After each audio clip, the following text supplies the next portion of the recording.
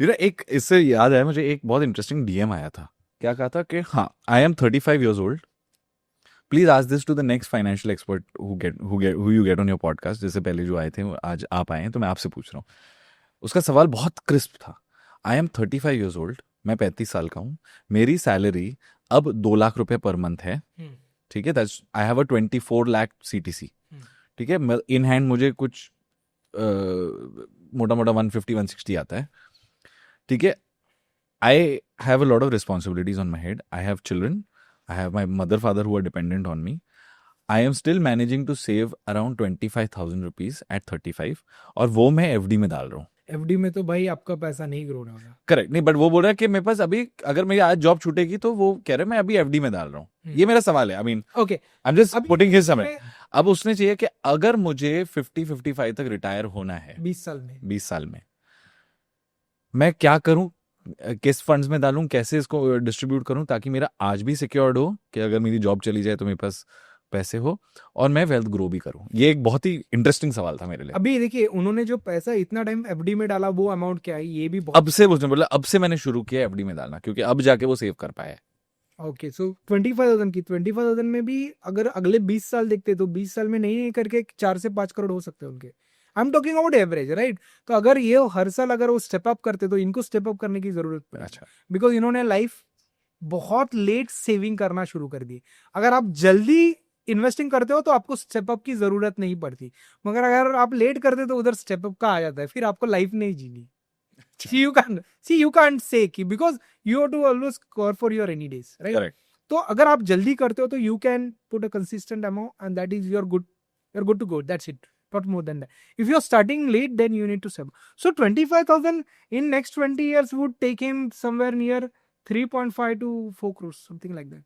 So he can do well. और I'll tell you, see once he understands ना, अभी उसके पास अभी समझो ना वो हर लाख 2-2 लाख रुपए भी डालता है, then also बहुत अच्छी तरह होता है। प्रॉब्लम क्या है ना, I'll tell you, सबसे बड़ा प्रॉब्लम ये लोगों को पता ही नहीं उनको कितना पैसा चाहिए। अभी इफ आई आस्क यू कि आपको कितना पैसा चाहिए तो वो बोलेगा 2 करोड़, तो ओके फाइन 2 करोड़ चाहिए। 2 करोड़ के फिगर के ऊपर आप कैसे आए, ही हैज नो आइडिया। वो बस एक नोशनल फिगर होता है। नोशनल फिगर ऐसा नहीं होता। आज आपका घर का खर्चा कितना है, समझो आप आज का घर का खर्चा 1 लाख रुपए, तो अगर 6-7% का इन्फ्लेशन पकड़ते तो 20-25 साल के बाद जब आप रिटायर हो गए तो ये अमाउंट कितनी हो गई बढ़ के, अभी अज्यूम कीजिए कि 4 लाख रुपए हो गए एग्जाम्पल के लिए। तो 4 लाख रुपए अगर आपको हर महीना चाहिए तो आपके पास 8 करोड़ होने चाहिए। This is how the calculation works, right. So कोई भी आता है तो वी नीड टू बैकवर्ड, हमको पूरा वो कैलकुलेशन समझना चाहिए। आज का खर्चा कितना है, 20-25 साल के बाद कितना होगा, और आपको फिर कितने की SIP करनी होगी, फिर आपको एक फिगर आ जाएगा। आप जैसे कि ये एग्जाम्पल में बोलो 25,000 का कर रहे हो, राइट। शायद उनको जरूरत है 40,000 की SIP करेंगे, बट एटलीस्ट उसे मालूम तो पड़ा मुझे 40 की करनी है। उनको तो ये पता ही नहीं था कि 40 की उनको करनी पड़ेगी। वो तो क्या अज्यूम कर रहे थे, अरे बहुत पैसा लगने वाला है। सो इधर क्या होगा, एटलीस्ट ही स्टार्ट चेजिंग। आज 25 की कर रहा है, कल 30 की करेंगे, 35 की करेंगे। बिकॉज अगर वो 2 लाख रुपए कमा रहा है तो हर साल 5,000 रुपए बढ़ाना बड़ी बात नहीं है। Correct, right. So he is good to go. ये इंपॉर्टेंट पता होना चाहिए कि आपको पता होना चाहिए कि आपका डिस्टेंस क्या है और आपका टाइम क्या है, फिर आपको मालूम पड़ जाता है भाई आपको क्या करना है। मेजोरिटी लोगों को पता ही नहीं है उनको, और बहुत लोग तो ओवर सेव करते हैं, ओवर वर्क करते हैं, और इतना बचाते हैं कि वो बच्चे लोग उनके बिगड़ जाते हैं, because their kids are getting too much for free. तो ये चीज भी इंपॉर्टेंट है ना। सी अल्टीमेट क्या है, ऑब्जेक्टिव क्या है, to live the life.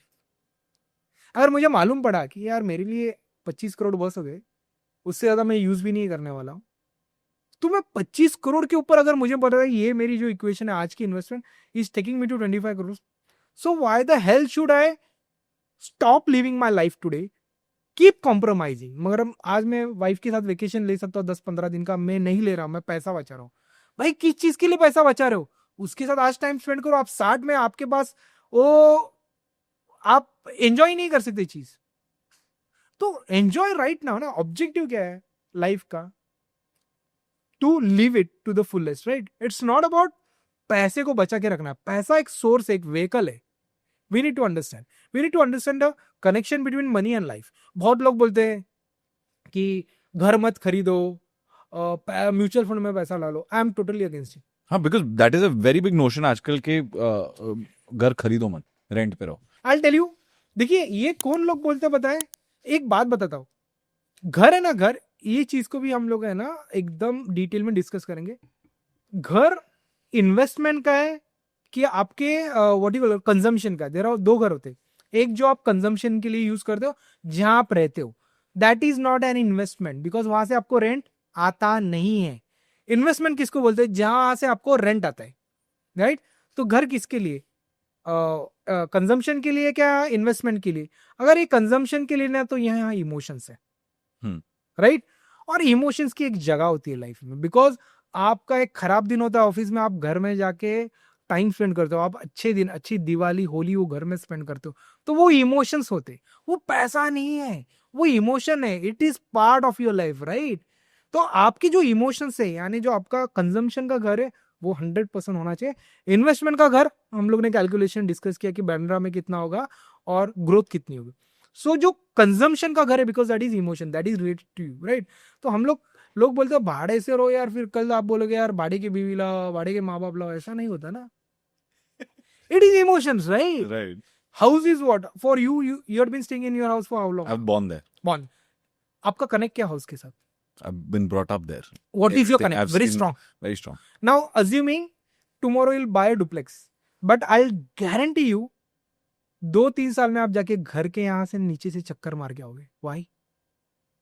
Emotional connect है ना। Hmm. So we need to understand the importance of the house in our life. Hmm.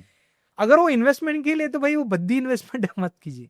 अगर वो आपका कंजम्पशन है, आपके इमोशंस है, आपके बच्चे बड़े हो रहे हैं, बच्चे की वहाँ like they love, I also when I go to my old house, मेरे बच्चों के साथ they are like roaming around, अरे ये था वो था, इमोशंस है। We need to, everything cannot be money, there has to be life of it, right? तो बहुत लोग आते हैं हमारे पास, हम लोग सी मैं एक ही कनेक्शन समझाता हूँ, मनी और लाइफ का कनेक्शन समझो। पूरा पैसा, जिंदगी भर पैसा बचाते मत रहो, लाइफ भी तो जीनी है ना।